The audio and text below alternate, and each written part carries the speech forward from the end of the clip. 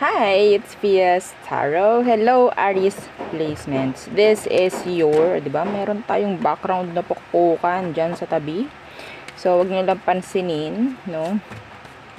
Topic natin, easy lang, the person lang. The person on your mind. So, ano bang makikita natin? So, ngayong June. Okay, ngayong June lang. Ano bang kailangan mong malaman? Kailangan mong marinig about your person. So, again, kung may tanong po sa private reading and sa ating mga charms, mag-message lang po. No? So, available lahat ng ating mga charms. Limited stock lang po is yung ating spray. Okay? Yung ating oil, healing oil, and yung ating pangtanggal po or pang-avoid ng third party. Okay? Hindi lang siya pangtanggal, pang-avoid rin. Kung sakaling wala namang third party at gusto mo lang talagang mapayapang iyong pagsasama, inyong pagsasama, at ma-avoid ang third party, pwede rin po ito. Okay? So, kung may iba pang mga tanong, mag-message na lang po. No? Okay, so, the person on your mind. Okay, the person on your mind, Aries placement, Sun, Moon, Rising, Venus. So, who is this? Who is this? The person ng mga Aries. Who is this?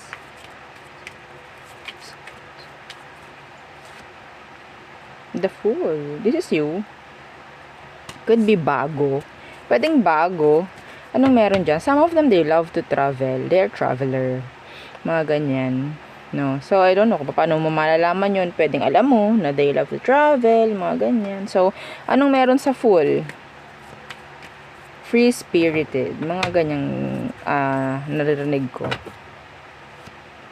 Nine of Swords in the reverse.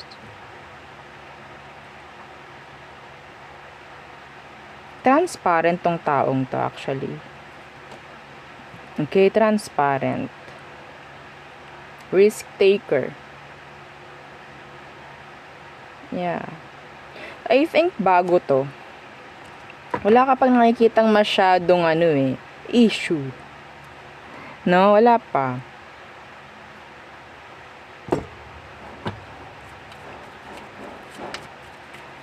Aries and air sign, Gemini, Libra, Aqua. So, ano bang kailangan mong malaman sa kanya? If this is a new person or a new love interest, anong kailangan mong malaman? Anong intention? So, yeah. Anong intention ng taong to? Bakit siya dumidikit? Yung iba sa inyo, parang wala kang kagustuhan. Hindi ko alam kung nagpapahabol ka lang sa taong ito. Anong meron? Anong intention niya sa'yo? The Hanged Man. Could be Pisces. They want this. Ikaw palaging nasa isip ng taong to ngayon. Okay? Some of them, they're thinking of you sexually. Hindi ko yun sasantabi. Nag-iisip tong taong to sa'yo. Like, alam mo na. Kuchi-kuchi-ku. Yes, iba dito malayo. Malayo. You're thinking about your kuchi-kuchi-ku or your diki-diki-do. Oo. Okay, nagets nyo ba? Anong gusto nyo? Sabihin ko talaga yung salita. Okay. So, their intention, sabihin nating magkaroon ng attachment talaga, magkakilanlan talaga yung isa't isa. Ha? Meron dito sa ilalim. King of Cups. I don't know, may chance na pwedeng nafo-fall sa itong taong to. Itong bago. This is new. Hindi ito past. Hindi ito past energy. Okay? Binuko. Wala akong tatago. Lahat ng makita ko, sasabihin ko talaga. So, who else, Aries? Who else? Anong meron? The person on your mind this June. Who is this? Okay. This is a past person energy. So, sa mga naghihintay ng past dyan, past person's energy, ito, may chance ito. 8 of Cups in reversed. Anong meron dyan sa 8 of Cups na yan, na naka-reverse na yan? That's an energy ng X. So, the King of Pentacles in the reverse, this is like, may pagka mayabang, may pagka madamot. Okay? Hindi sa lahat, pero may ganung energy. Nakasarili kasi. No? Sabihin nating self-focused or practical lang, pero ang kunat. Makunat pa sa belekoy. Ha? May iba sa kanila, pwedeng may mga responsibilidad sa'yo, pero hindi sila nagbibigay. Hindi po. Hindi sila marunong umako ng responsibilidad sa'yo. Iba dito, may chance na same gender kayo. Same gender.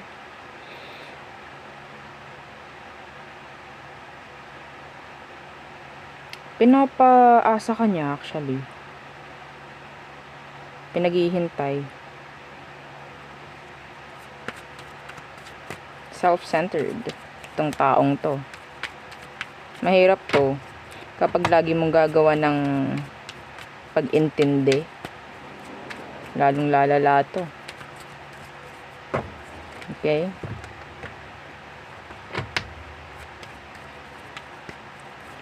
Pwedeng mag-ex na kayo or pwedeng, yun nga, may separation. Pero still, nandoon yung paghihintay.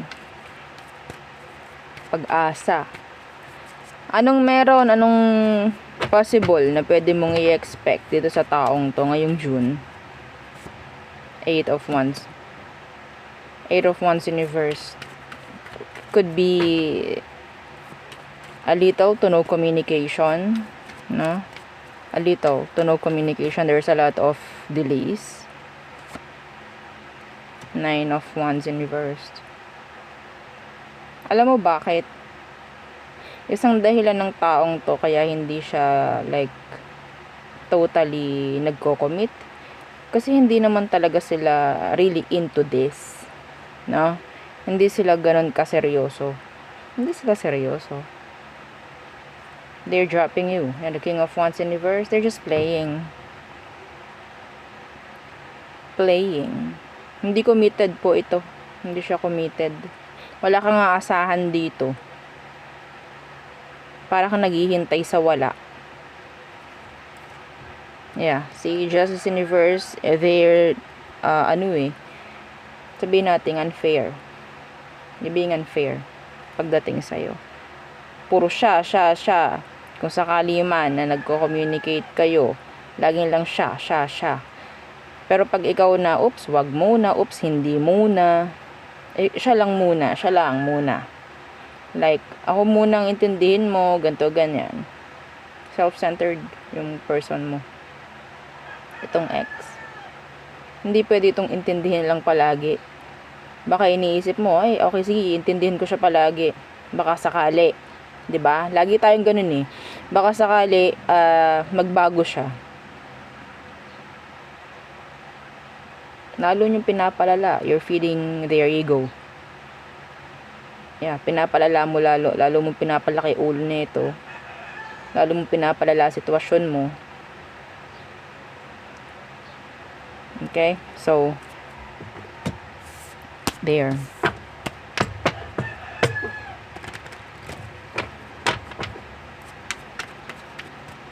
Who else? The person on your mind, Aries. Who is this? Who is this? Judgment in reverse. Could be a Scorpio. Okay. You block this person. Binlock mo siya. Binlock mo. Ina-avoid mo. Inaalisan mo na. Nilalayuan mo na. Why? Kasi may chance na itong taong ito is takot magkaroon ng leveling up or stepping up sa situation nyo.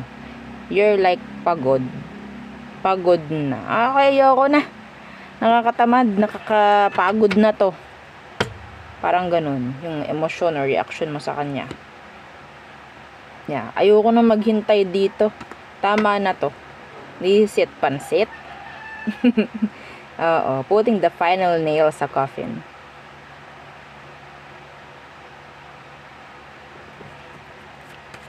Na-avoid mo na siya. Na-avoid mo na, binablock mo na. I don't know why. Some of you, hindi ko alam yung mga rason. Pero, yun yung mga nakuha ko. Enough with this. Yeah. Enough with this. Enough na. Hindi ko na kaya. Mga ganyang bagay. So, anong pwede mong i-expect dito sa taong to na inia-avoid mo? Or binablock mo? Anong meron sa kanila ngayon? Ano bang nararamdaman niya ngayon? No? Ano bang nararamdaman itong taong to? Again, don't forget to like, share, and subscribe, ha? Oo. So, anong nararamdaman niya ngayon? 7 of Pentacles in reversed. Feeling niya, meron siyang nasayang. Meron siyang nasayang. Yeah, the Star. The 10 of Swords. 10 of Cups. 7-7, number 10 then. Could be specific, could be significant. Okay? So, yeah. Naramdaman niya ngayon is sayang. Na na na na na. Pero hindi yun yung song. Sayang lang. Oo, sayang. May mga regrets yung person sa ngayon. Dapat pala ganito yung ginawa ko. Dapat pala ganito, ganyan. Ganito sinabi ko, ganito ginawa ko. Sinayang ko si Aries. There's a lot of pagbe-blame sa sarili niya. Nagawa natin, 'di ba? So, hindi siya naging responsible sa mga actions niya sa iyo. So, 'di ba? Lagi naman sinasabi na sa huli ang pagsisisi. No? Some of them, they are hoping na mapatawad mo sa lahat ng ginawa niya sa'yo. Lahat mapatawad mo. Or sana mapatawad mo. Still expecting, hoping, kung ano man. Yeah. Ngayon lang niya nare-realize everything. Lahat-lahat. Naging selfish siya, inuna niya sarili niya, mga ganyang bagay, and hindi kanya masisi. Hindi kanya masisi. So, kung ikaw is nag-a-avoid na or binablock mo na siya, umaayaw ka na, kasi pwedeng ginawa mo naman lahat totally noon, na i-provide mo everything noon, and dumating ka na sa puntong enough na. So, wala ka nang kailangang isisi pa sa sarili mo. No? Wala ka nang dapat isisi pa or hanapan pa ng rason kung tama ba ang ginagawa mo ngayon. And yeah, that's right. Tama ang ginagawa mo. Kasi hindi makakaramdam to ng ganito kung hindi ganyan ang ipapakita mo sa kanya ngayon. Hindi niya marirealize yan. Na kung pagpapatuloy mo yung ginagawa mo noon, hindi niya marirealize yung mga nare-realize niya ngayon. So, tayo tumungo na sa all signs. Aries through Pisces. Okay. All signs. Aries through Pisces. Again, don't forget to like, share, and subscribe. Okay. So, may tanong again. Sa mga charms, you're all available. Yung ating pangtanggal ng alat. Yung ating pang-attract ng money and love. Yes, they're all available.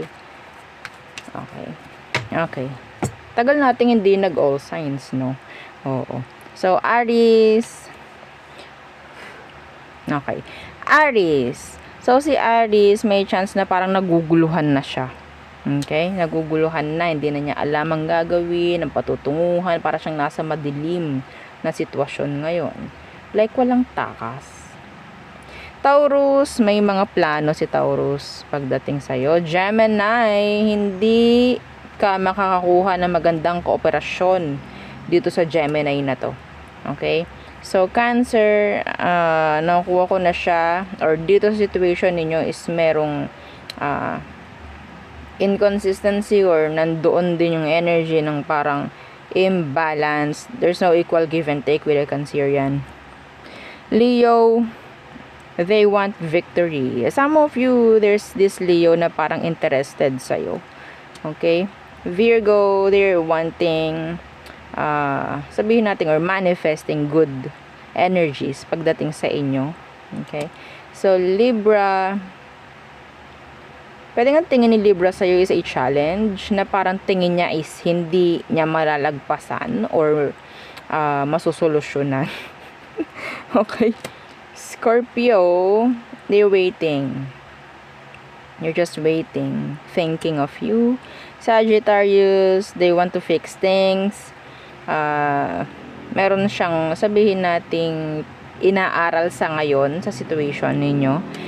Capricorn, makakuha ka ng message from a Capricorn, a specific message po ha. Okay? Or sabihin nating answers, clarity. Some of you, this could be closure. Aquarius, there's a lot of pagdidelay sa pakikipag-usap. I think some of them, they're stalking you right now. They're thinking of you, pero hindi sila gumagawa ng way. Okay? Lagi itong some of them may pagka-self-sabotage. Si Aqua.